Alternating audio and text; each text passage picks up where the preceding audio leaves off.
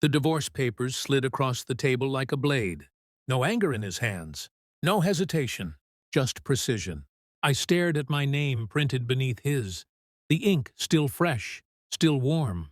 Outside, the rain tapped the windows in a slow, deliberate rhythm, like someone counting down. He wouldn't look at me. He kept his eyes on the clock behind my head. Waiting, always waiting. Sign, he said. One word, no explanation. My pulse stayed steady. That surprised me.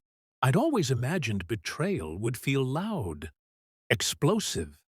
Instead, it was quiet, surgical, like something had been removed while I wasn't looking. I signed. An hour later, his mother stood at the doorway of the house I thought was mine. Her lips were thin, satisfied. She didn't invite me in. She didn't have to. The locks had already been changed. She tossed a broken leather bag at my feet. Take your trash. The zipper split open on impact. Papers spilled out. A bank envelope, a folder. I didn't open them yet. I didn't need to. Not then. I walked away without a word. I could feel her eyes on my back, waiting for me to break. I didn't give her the satisfaction. That night, alone in a rented room that smelled like bleach and old regrets, I finally let myself think. The past 6 months replayed in fragments. The way he'd started taking calls in the garage. How he'd stopped touching me in his sleep. The sudden insistence that everything be documented. The quiet smiles exchanged between him and his mother when they thought I wasn't looking. I told myself it was stress, work, life. That was my mistake. There had been another woman. I was sure of it now. Not the messy kind of affair, the careful kind. The kind planned with spreadsheets and contingency clauses. The kind that ends with me holding a pen while they hold the future. I lay on the bed, staring at the ceiling, counting my breaths. I didn't cry. Crying is for people who don't understand the game yet. The next morning, I started watching.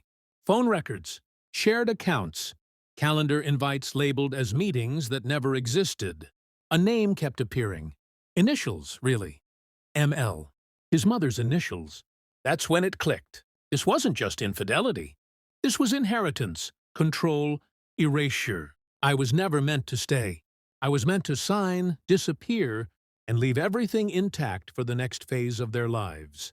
They thought I was weak because I was quiet. They thought wrong. I opened the broken bag at last, and that was when the story changed. Inside the bag, nothing screamed importance at first. Just paper. Clean, ordered, intentional.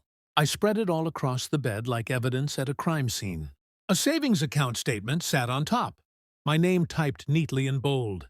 Not joint, not conditional. Mine, 500,000. I didn't react. I didn't smile. I didn't gasp. Money is never a gift in families like his. It's leverage. Beneath it, property documents. The house, the one I was thrown out of. The deed transferred 6 months ago. To me. Dated, signed, registered. My breath slowed. My hands didn't shake.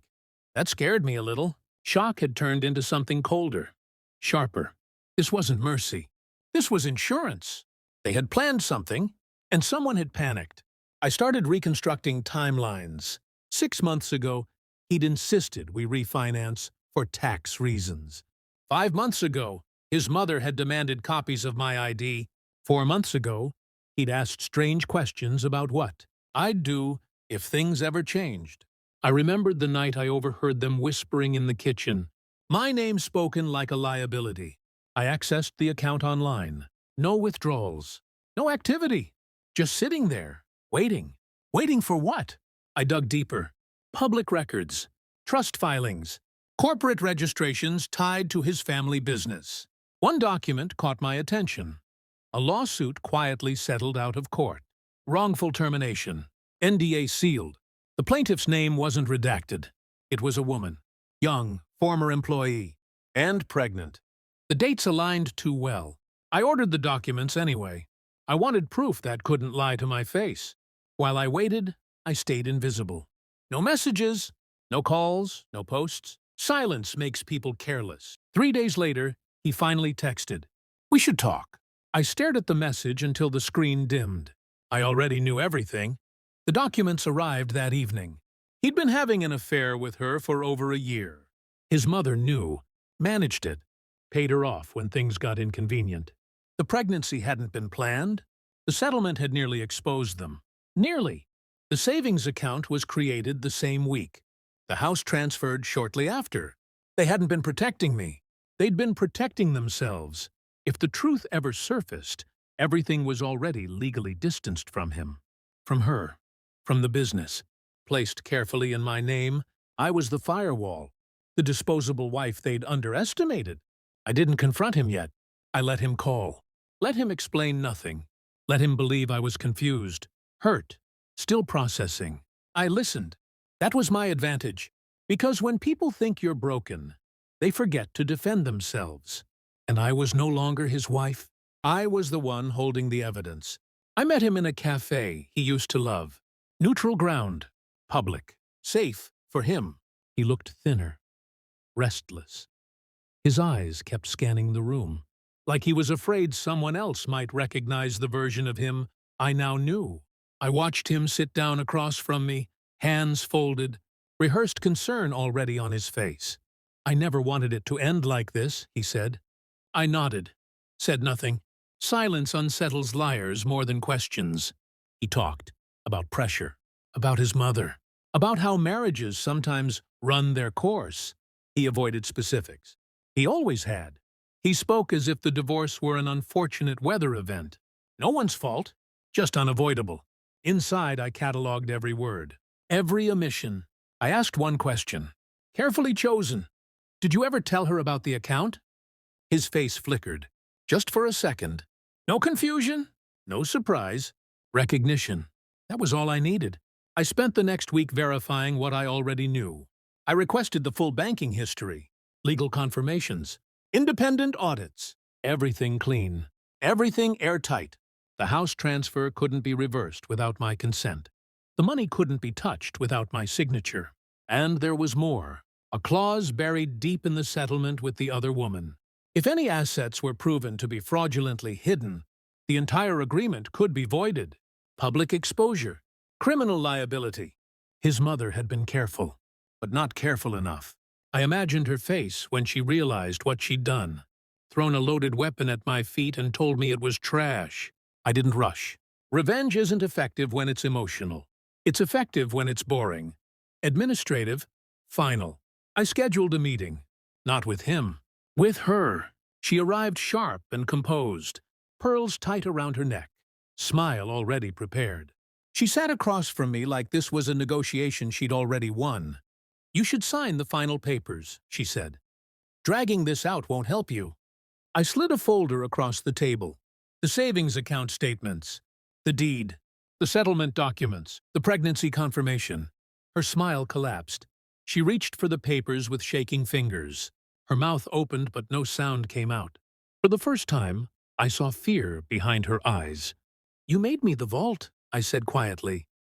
And you forgot I could open myself. She whispered my name like a warning. I stood up. I'm not here to ask for anything, I said. I just wanted you to understand who owns what now.